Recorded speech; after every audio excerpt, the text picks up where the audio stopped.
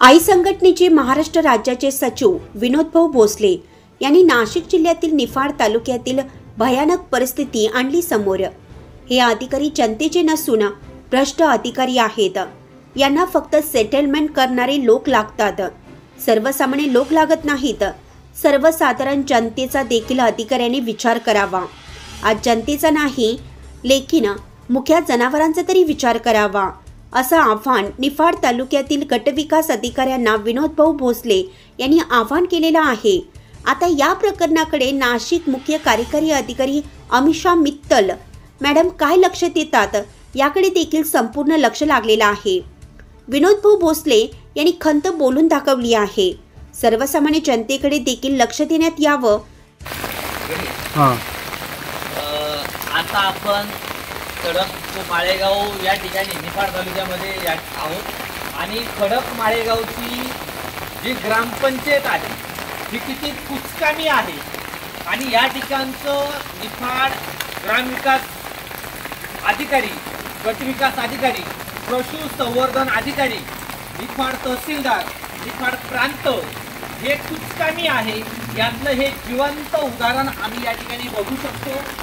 कारण की सगळ्या ठिकाणी तुम्ही नाल्यांची सुविधा केल्या जाते आणि या ठिकाणी आमच्या भरपूर मोठ्या वस्तीमध्ये या ठिकाणी नालीची सुविधा कुठल्याही प्रकारची नाही आहे। याच्यानी बघू शकतो मोठ्या प्रमाणामध्ये पाणी या ठिकाणी जमा झालेलं आहे आणि पाणी जमा होऊन हे पाणी जर एखाद्या घरात घुसलं तर ते घर देखील पडायची दाट शक्यता नाकारता येत नाही। आणि पशु संवर्धन अधिकाऱ्याचं नाव मी जाणून बुजून घेतलं कारण की सगळ्यात निफाड तालुक्यातील पशु संवर्धन अधिकारी म्हणावा का लाचखोर अधिकारी म्हणावा असं मी त्या अधिकाऱ्यांना थेट नावानिशी बोलू शकतो। या ठिकाणी 8 ते 9 ठिकाणी जनावर असताना 8 ते 9 ठिकाणी जनावर असताना या ठिकाणच्या पशु संवर्धन अधिकारी निफाड गटविकास अधिकाऱ्याच्या अंडरमध्ये निफाड गटविकास अधिकाऱ्याच्या अंडरमध्ये हा अधिकारी काम करतो। पशु संवर्धन अधिकाऱ्याची आणि यांनी आम्हाला उत्कृष्ट दर्जाचं जो गोट फॉर्म बांधून दिलेला आहे, गोट फॉर्म बांधून दिलेला आहे। वारंवार आम्ही अर्ज फाटे करून देखील त्या अधिकाऱ्याने आमच्या कागदपत्राची कुठल्याही प्रकारची दखल घेतलेली नाहीये। आता मी ती दशा तुम्हाला दाखवण्याचा प्रयत्न करतो। आता बघू शकतो पाण्याने या ठिकाणचं वातावरण असं झालेलं आहे। तर हे ते जनावर आहे आणि पशु संवर्धन अधिकाऱ्याला देखील आमचं म्हणणं आहे, बाबा तुला बसण्यासाठी एसी कॅबिन लागते, तुला तुझं काही काम करायचं असलं तर तुला एसी शिवाय तुला झोप येत नाही। आणि हे आमचे जनावर पाण्या पावसाचे उभे आहेत, पाण्या पावसाचे या ठिकाणचं त्यांना बसण्याची सोय नाही, थोडीशी जाण्याची नाही तर मनाची।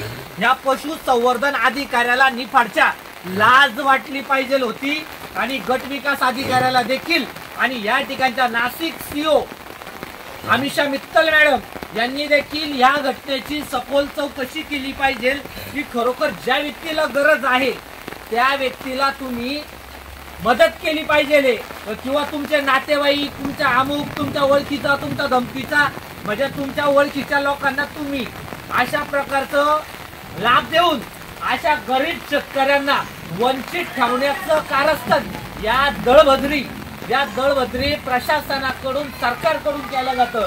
मला तरी असं वाटतं खालून तर वरून पर्यंत म्हणजे गावच्या ग्रामविकास अधिकाऱ्यापासून तर थेट ग्रामविकास मंत्र्यापर्यंत यांची सेटिंग लागलेली आहे। म्हणून सर्वसामान्य लोकांना गोट्याची योजना भेटत नाही। आज तुम्हाला सांगतो एखाद्या जनावराला जर वात आला तर पशु संवर्धन अधिकारी आम्हाला आमचे जनावर भरून देणार नाहीये। आणि या ठिकाणच्या पाण्या पावसामध्ये चारी बाजूने खिडक्या मोकळ्याचे जर या ठिकाणचा जर वारा आलं, वावदन आलं, एखाद्या जनावराला जर काही कमी जास्त झालं, निफाड तालुक्याचा गटविकास अधिकारी, पशु संवर्धन अधिकारी याची दखल घेणार का? याची देखील आम्हाला हे करा। आम्ही आई संघटनेच्या वतीने या घटनेचा जाहीररित्या निषेध करतो आणि संबंधित गटविकास अधिकाऱ्यांनी या घटनेची चौकशी करून आणि या ठिकाणी ग्रामपंचायतीनं आणि गटविकास अधिकाऱ्यांनी आम्हाला या ठिकाणी नाल्यांची सुविधा करून देण्यात यावी अशी मागणी आम्ही या ठिकाणी करतो आणि या ठिकाणी थांबतो। आणि आई संघटनेच्या वतीने मी जाहीररित्या या प्रशासनाचा, या सरकारचा जाहीर निषेध करतो।